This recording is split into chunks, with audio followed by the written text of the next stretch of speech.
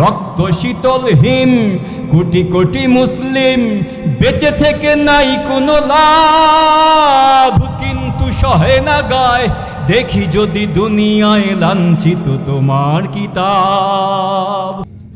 একটি ছেলে সুনামধন্য একটি ভার্সিটির মধ্যে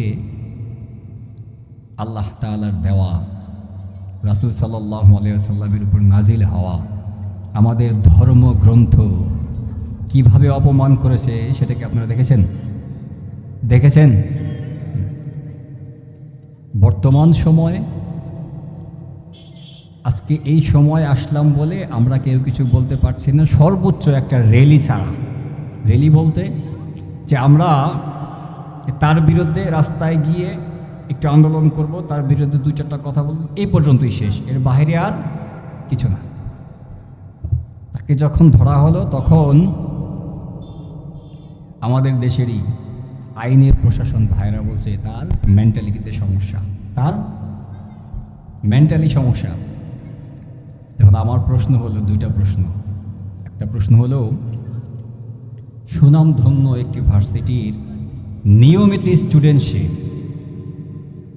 প্রতিদিন সে ভার্সিটির ক্লাস করে, মেন্টালি সমস্যা যাদের তারা প্রতিদিন ভার্সিটিতে ক্লাস করবে, এটা কি সম্ভব? কখনো সম্ভব না। দ্বিতীয় প্রশ্ন হলো, যদি মেন্টালি সমস্যা থাকে তাহলে সে পাবনায় থাকবে, ভার্সিটির মধ্যে নিয়মিত স্টুডেন্ট কেন হবে?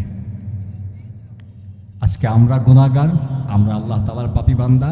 তা না হলে রাসূল সাল্লাল্লাহু আলাইহি ওয়াসাল্লামের জামানায় যদি এরকম কোনো ঘটনা যদিও ঘটে যেত, কোনো ভুলেও যদি ঘটে যেত, তাহলে দেখতেন তার কল্লাটা তার মাথার সাথে, শরীরের সাথে থাকতো না।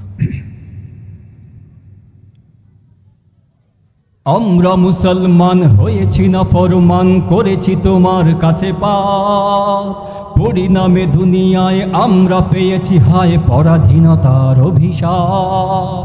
ক্ষমা করো অপরাধ অথবা মিটাও সাদ, আমাদের দিয়ে আযাব, কিন্তু সহে না গায় দেখি যদি দুনিয়ায় লাঞ্ছিত তোমার কিতাব।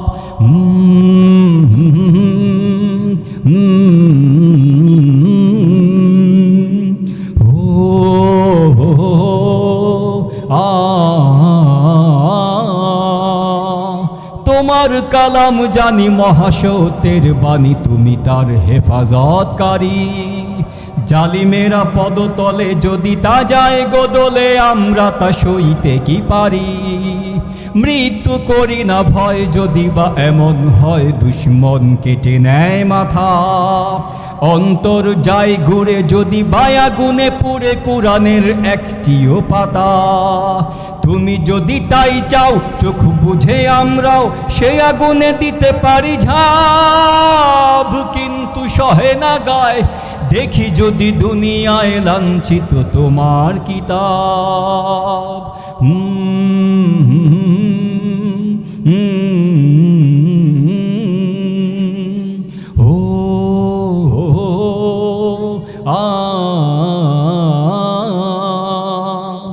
যে করে না ফরমানি তোমার গজব জানি, তার উপরে করো বর্ষিত।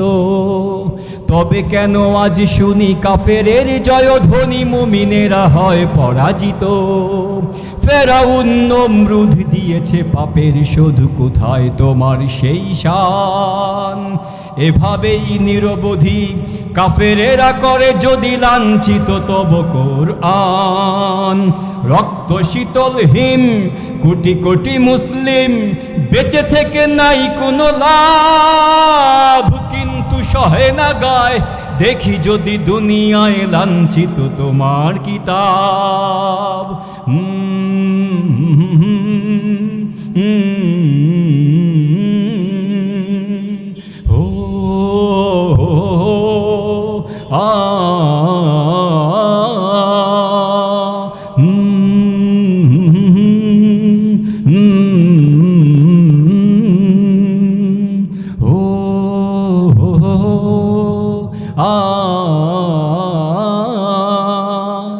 আবাবিল পাখি আছে কাবার জন্যে, তুমি আবার পাঠাও কোনো কিছু। এভাবে চলতে দিলে দুনিয়ায় তিলে তিলে ইসলাম হয়ে যাবে নিচু। পৃথিবী তাকিয়ে আছে কেবলই তোমার কাছে, পরিণামে কিছু হয় নাকি? তোমারই নীরবতায় অন্তর ভেঙে যায়, আমরা কি করে চুপ থাকি? হয় করো হেদায়াত, নয়তো হানো আঘাত, সত্যের আলো চায় লাভ, কিন্তু সহে না গায় দেখি যদি দুনিয়ায় লাঞ্ছিত তোমার কিতাব।